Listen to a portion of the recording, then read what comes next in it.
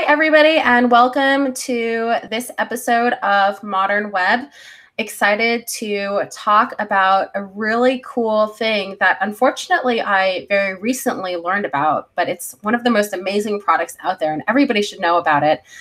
It's called Webhint, and today we have two awesome folks who are main contributors of Webhint joining us. So we have Stephanie joining us, who is a program manager for the DevTools team, and then Anton as well, who does engineering at Microsoft, joining us.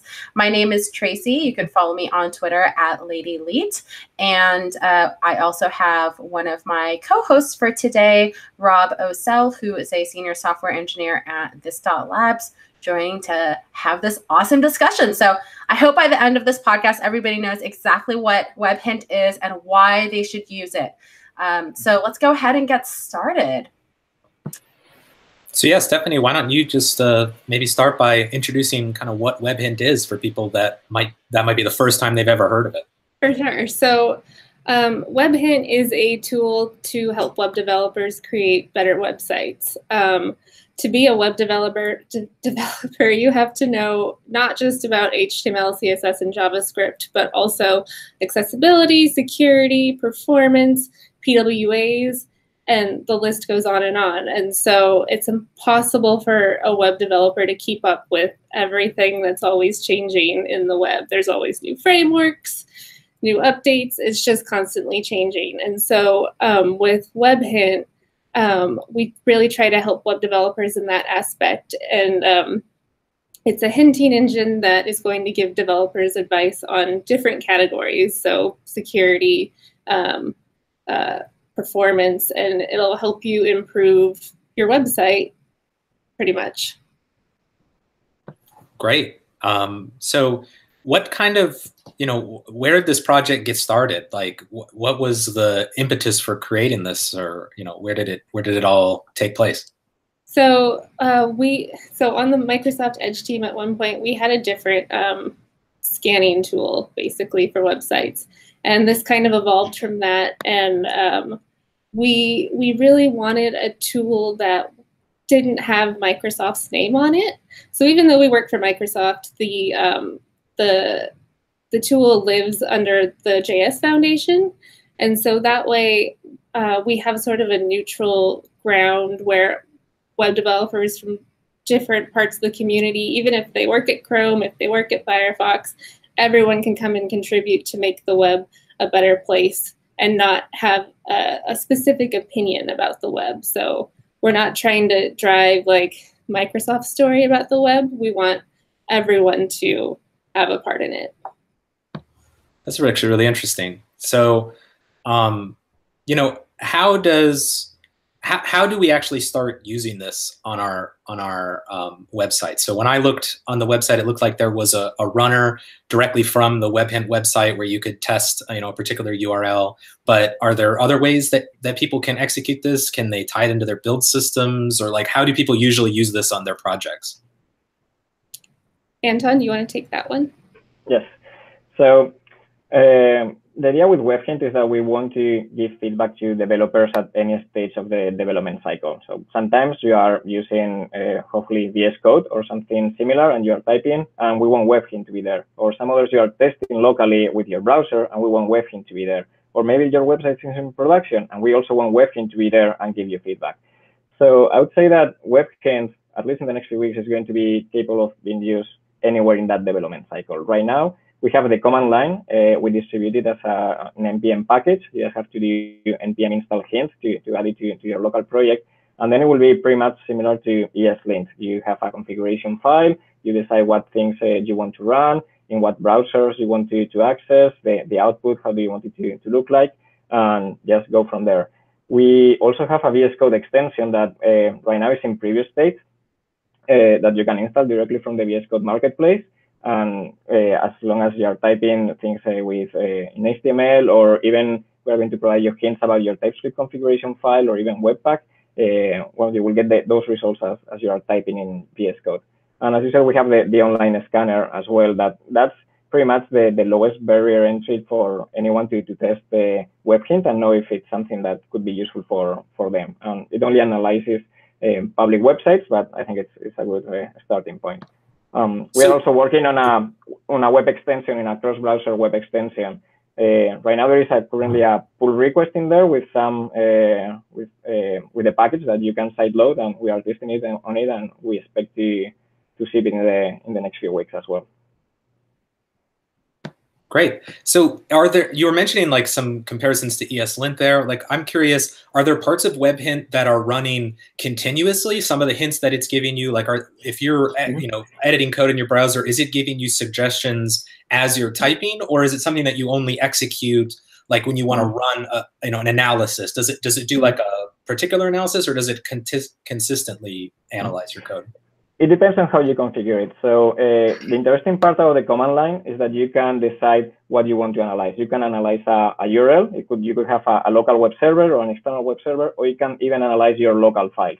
If you are using what we call the local connector, you're analyzing your local files, you can run it in watch mode. So as long as you're saving, it will print you new results. One of the things that we are exploring also for the browser extension is this developer mode that you are talking. Most of the people, or at least I used to have something like live reload when I'm working locally, that as soon as I save, the page is going to be reloaded. And we are thinking of maybe adding that to the browser extension as well. As soon as we detect that there is a reload on the website, just provide you the analysis that we find. But so far, it will be on the command line analyzing your local files.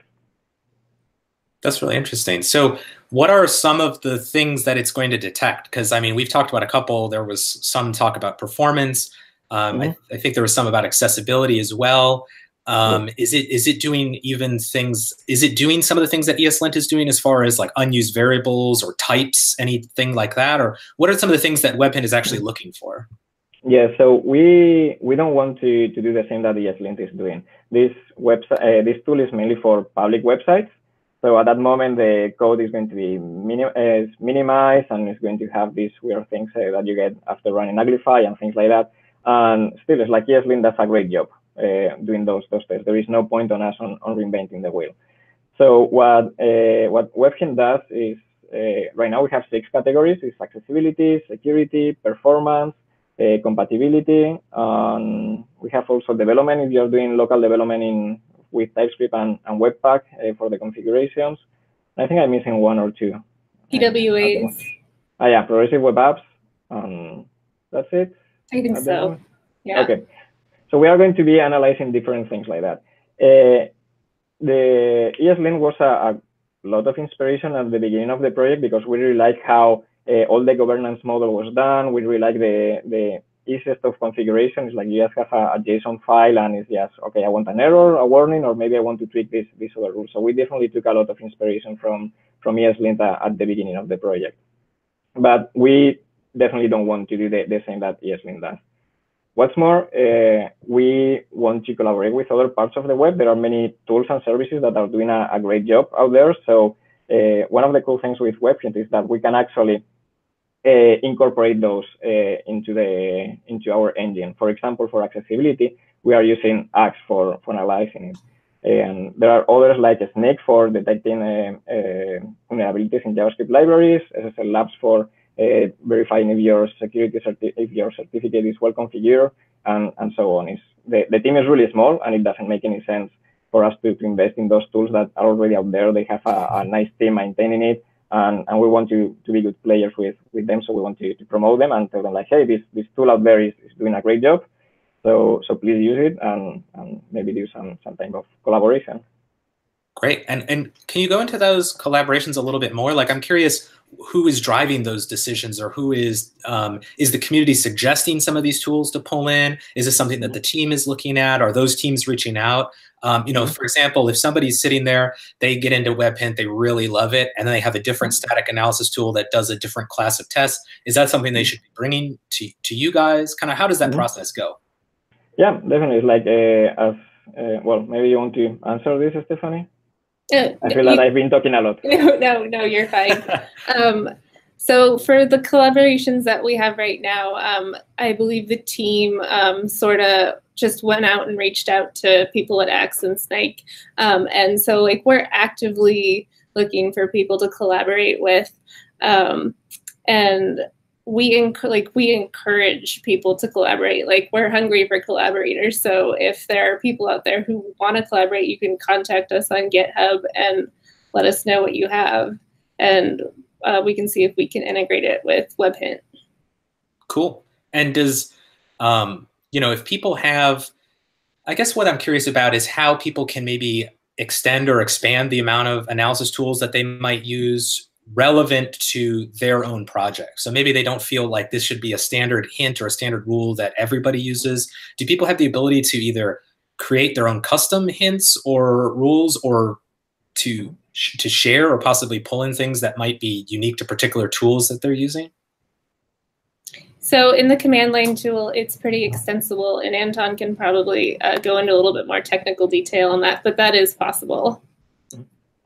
Yes, one of the things that we believe is that there shouldn't be a set of standards for all the websites. It's like every website is unique and it has a different set of requirements. If I'm working on enterprise, on an intranet website, I'm pretty sure that the requirements I have are not going to be the same as an online shopping experience. Probably I have to support Internet Explorer 10 or 11 if maybe I'm lucky, and maybe some other quirks. So we want Webhint to adapt to your needs. And we know that we have a set of core hints that we believe all the websites should have passed, but maybe you disagree. So that's why we allow you to turn it on and off anyone pretty easily.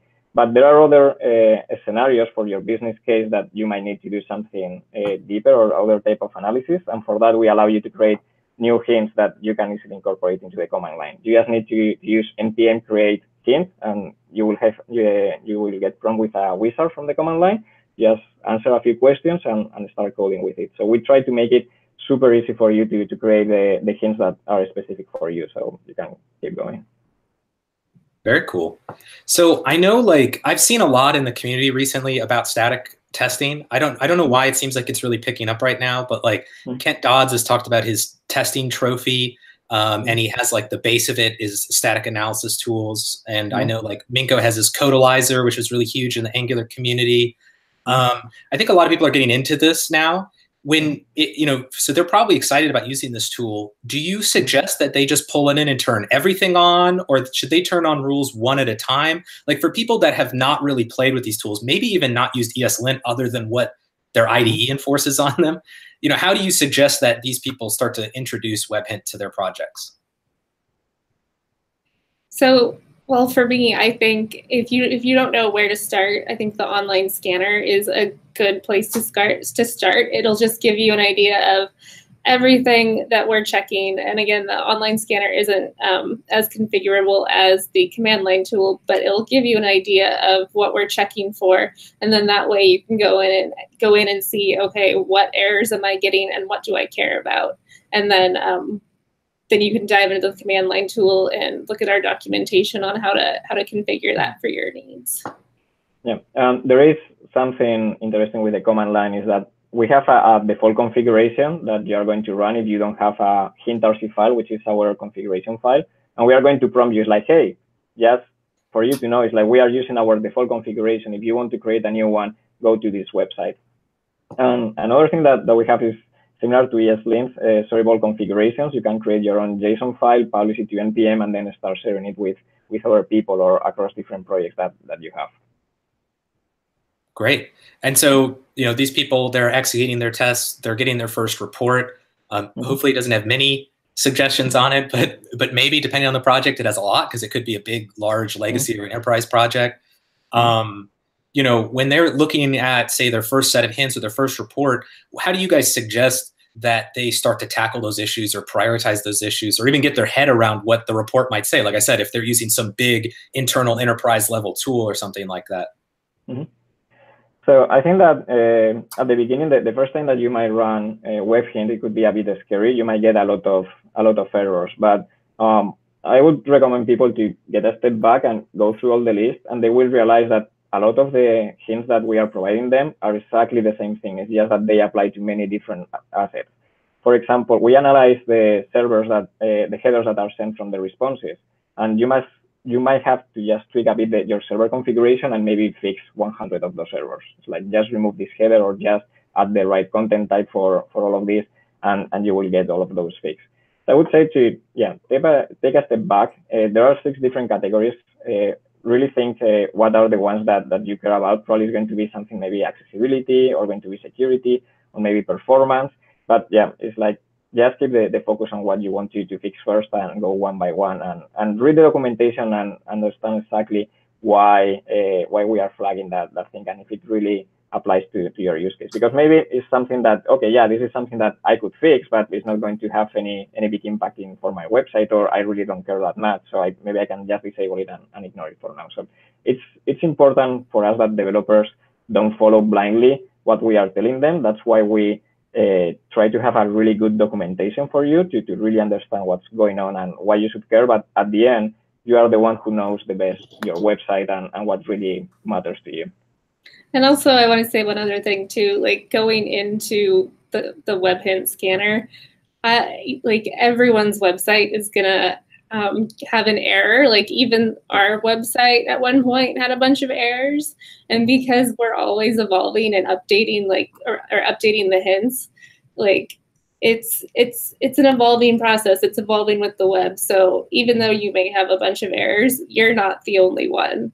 So it's just about prioritizing what's important to you. Going back to what you just said, Stephanie, just because you don't have any errors right now doesn't mean that you are not going to have in the future, because the web is evolving and things change and best practices change as well. Right. And, continuing down this idea of, so they have their report and they're starting to fix things. I think on the report I noticed, I'd seen this, but can you explain like what hints or documentation that people might see in their report that might help them figure out why the hint or error showed up in the first place and what they could possibly do to fix it? Because I'm sure you probably know this, like a lot of these teams, they're probably not doing this stuff intentionally, so they might not even know why this particular error was thrown. So what kind of documentation or help do you give them to sort of figure out how to fix things? So we have pretty extensive documentation, because part of Webhint's mission isn't just to like give you a bunch of errors, but we're trying to educate web developers too. So when you get an error on something, we're telling you why you're getting that error and how to fix that error. So we have, again, very extensive documentation. And then the great thing about the documentation as well is when we've had people not agree with some of our warnings and errors, you can come into GitHub and we will happily talk about why you're throwing that error and why where we're pulling that documentation from. Or actually fix it, because there's been a couple of times where we were wrongly detecting something. So if you see something that you are not sure why we are flagging it, just let us know. But going back to that, is one of the things that we do is try to tell you exactly where the error is. Maybe it's in the header section, so we are going to show you exactly the header that is failing, or maybe the piece of HTML code and that has the error. And another thing that we've done too also in the documentation, especially related to server configurations, is to give you examples on how to tweak your Apache conf for your IIS configuration. So we've been testing it with quite a few versions and trying to grasp it. So like, hey, this is the kind of the minimal configuration that you need to fix these issues, because unfortunately, not all the web servers come with a good configuration out of the box. Awesome. So, I know we kind of touched on this earlier, that this kind of project, the Webhint project, came out of like the Edge team, and it's coming out of Microsoft, and Microsoft still has a big role in pushing it and making sure that this project is successful. Obviously the perceptions exist maybe that this is a Microsoft product, or that, you guys are pushing this vision of how you want the web to go, and if people do this, they're subscribing to that. I know that isn't the case. I know you guys are partnered up. So do you guys have anything, in response to that? Like, what do you say to the people that say that? Go ahead, Anton. Okay. So that was one of the main goals for us, was to make this solution cross-browser and cross-platform. We know that the web doesn't belong to a single company or a single browser, and our users are using a wide variety of browsers, and we want to make sure that we give you the best advice for absolutely every single browser. And to do that, we need to be where our users are going to be. So with Webhint, you can run it, as I said before, you can analyze your local files, but you can use Chrome or to get the results from a website, or you can use JSDOM, which is another one. You can also use Edge, although it will not give you the same in-depth as Chrome or JSDOM, because we have some limitations around the debugging protocol. We are currently working on an extension that is going to work on Chrome and Firefox as well, and Edge also. So we really want this Webhint to be a project for the community, by the community. And the only way to make that is to make sure that we are everywhere in all the browsers that we can and all the platforms, and provide you the guidance that you need for your users. Is there any way to like deeper integrate you guys into things like people, for people who are using Chrome or Firefox or anything? It was so funny. I mean, just reiterating on Rob's point, that I was telling somebody about Webhint and they say, oh, I don't use Edge. And that was like, but I didn't realize that you had to use Edge for that. So how do we do that? Like, how can we as developers kind of help promote Webhint in a way that makes people realize that it's a tool open for everybody? Yeah, that's a good question. I guess that we will have to make I don't know, maybe more blog posts, more podcasts explaining that, yeah, it's like this tool is actually cross-browser, cross-platform. The thing with Webhint is that it's not tied to a browser. It's like you can run Webhint without using a browser underneath. It's like, that's the most powerful thing. And yeah, we need to make a better job at communicating that. Stephanie, do you have any ideas? No, I agree with all that. I think maybe just because we're on the Microsoft Edge team, and I think Anton and I are pretty visible, at least on social media or at conferences. And so I think that sometimes that just gets, I mean, people automatically assume that, oh, it's a Microsoft product, but that should just be like the first post, like cross-browser, cross-platform, do not need to use a browser to use Webhint or something like that. So it really just gets to people's mind before they start listening. Another question I had is, JS Foundation, and it seems like there's been quite a few different foundations that have popped up. What was the decision sort of underlying the decision to sort of move it into a JS Foundation project? So we knew that if we wanted this project to be successful in the long term, we needed the help of the community. The task is too big to just rely on one single company or just a small team of developers. So we wanted to set this project up to success since the beginning.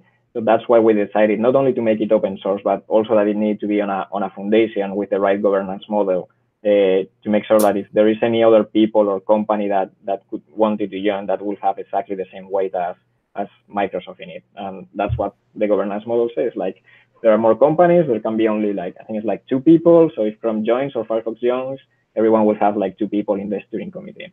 And that's really cool, because it kind of it kind of provides a sort of guarantee in a sense that, hey, even if Microsoft decides to stop supporting Webhint as a product, it's always going to live on through the JS Foundation, and it won't actually go anywhere. Yeah, exactly. That's why we want it. Like in the team, in the Webhint team, we are strong believers on the open source and the web community. So it was an interesting challenge that we have inside to convince management that this was the right approach, but we succeeded in the end. So that was pretty cool. And then it was just a matter of deciding which foundation. Then the JS Foundation seemed like a good one. We had several other people in the team who had other projects under the JS Foundation, like Lodash, Moment, Webpack, and there are maintainers of these projects are also in the Edge team. So it's like we reached out to Chris and say like, hey, we have this idea of the project. It's like, do you like to be in the JS Foundation? And then went from there. And then another question is, based on that, or just in general, when we look at the maintainers of Webhint, is it still currently mostly Microsoft contributors, or have there been people from the community that have stepped up and and become core contributors to Webhint? So I say that the largest amount is from Microsoft, or for people that we are working closely with. We had quite a few. We had a few contributors, like doing all the creating a couple new hints or adding new features. There was, I can't remember the name of this person, but there was one person that in one day he reviewed absolutely all the documentation that we had, and it was great. It was a really big pull request with all the fixes, because most of the people are in, or most of the people from the team are in English speaking. I'm from Spain. We have Katani, who is from Romania, David, who's from Spain as well. So yeah, our English is sometimes broken, and it was great to have someone review all the documentation and providing feedback and things like that. So I say that the majority is from Microsoft, but we've had a few good contributions from outside, and we are starting to see more people using it and opening issues and giving feedback on things that we want to implement. So we're excited about that. Great.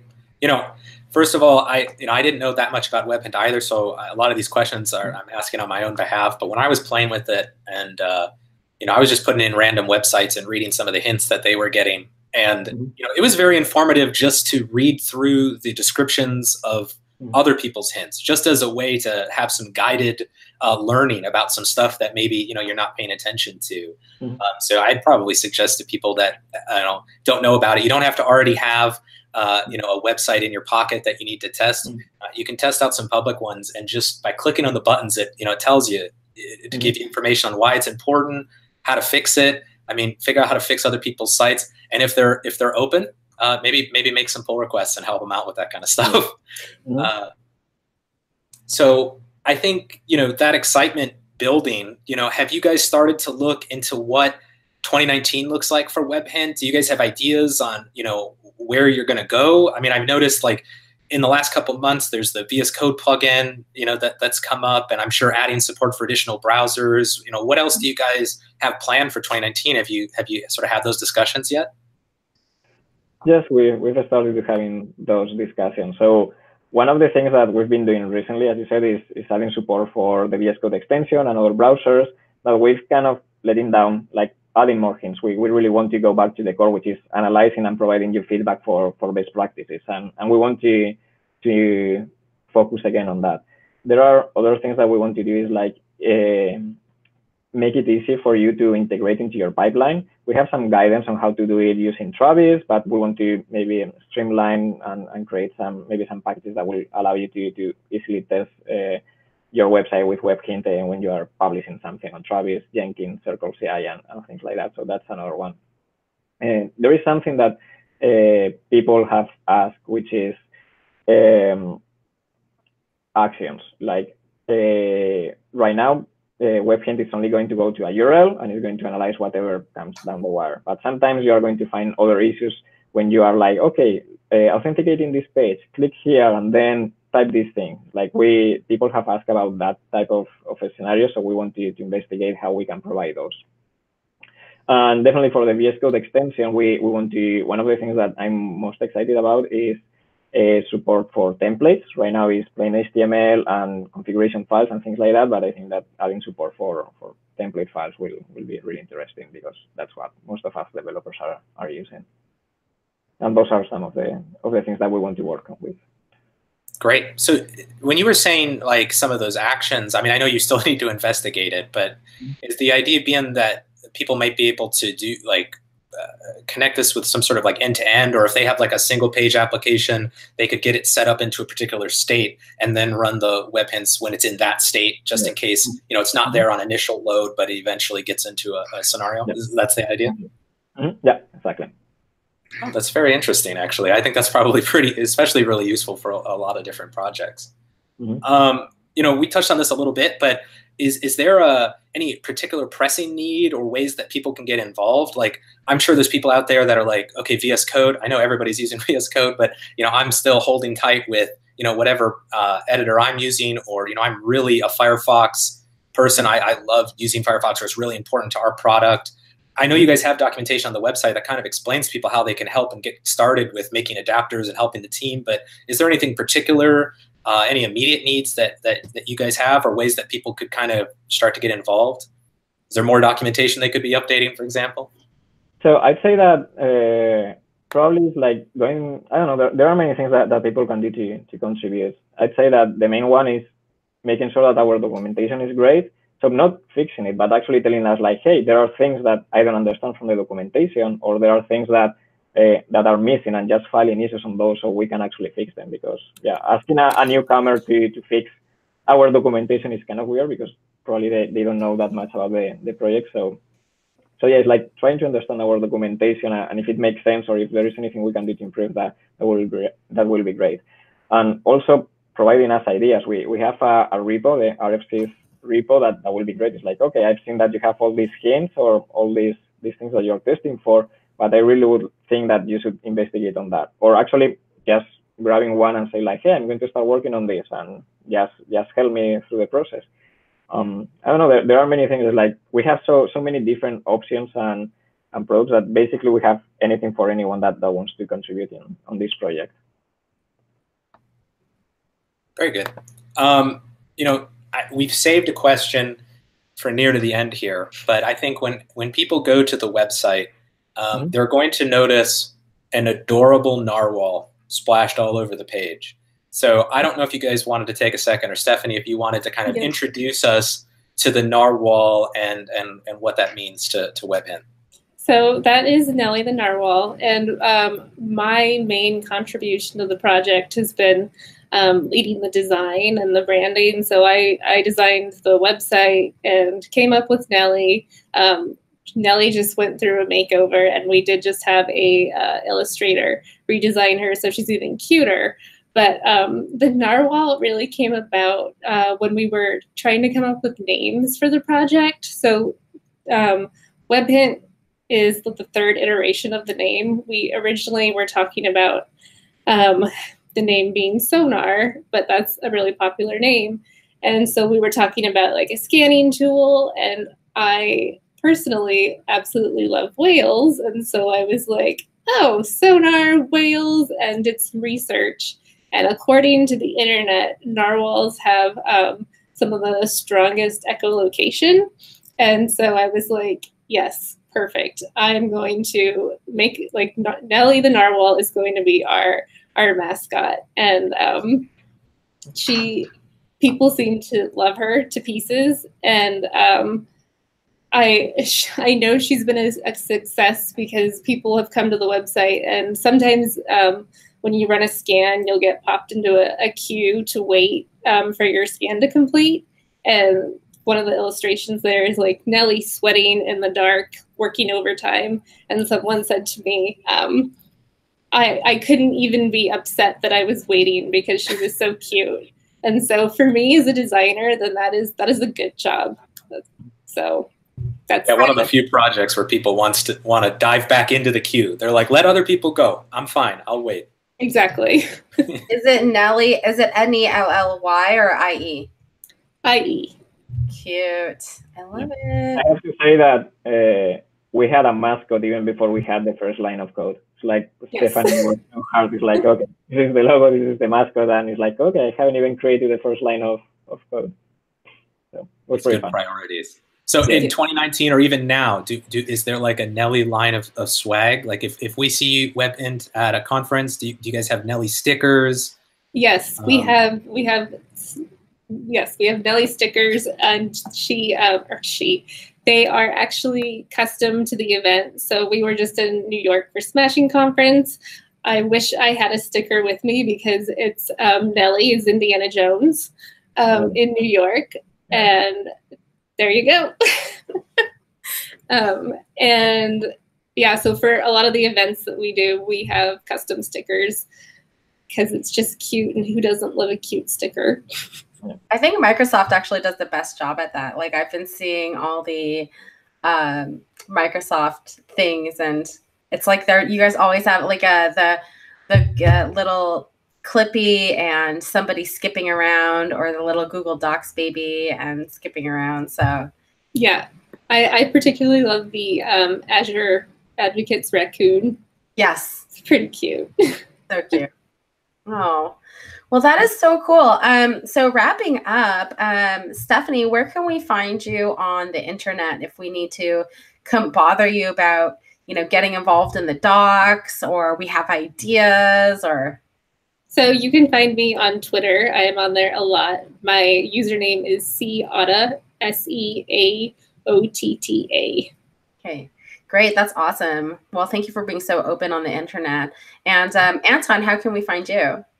Yeah, that would be the same for me, Twitter or GitHub. I have the same username in both, which is Mollant, MOLANT. Great. Awesome. Oh, I love it. Thank you so much for teaching us a little bit about Webhint.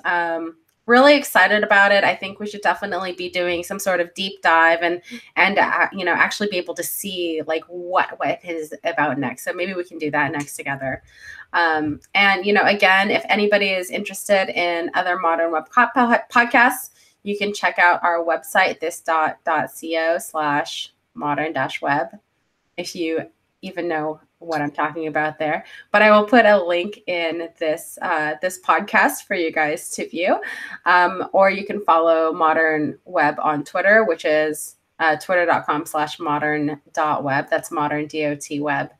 So I feel like, you guys went through a bunch of those different iterations on the, on Nellie, but I feel like maybe, like Jay, one of our other co-founders, is Jay at this.co. It's like, how do you actually get to there?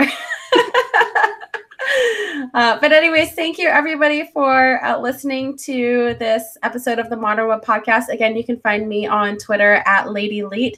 Feel free to come say hi anytime. Or my co-host, Rob Ocel, and he's on Twitter as well at Rob Ocel. That's Rob OCELL. And we'll see you next time. Thank you.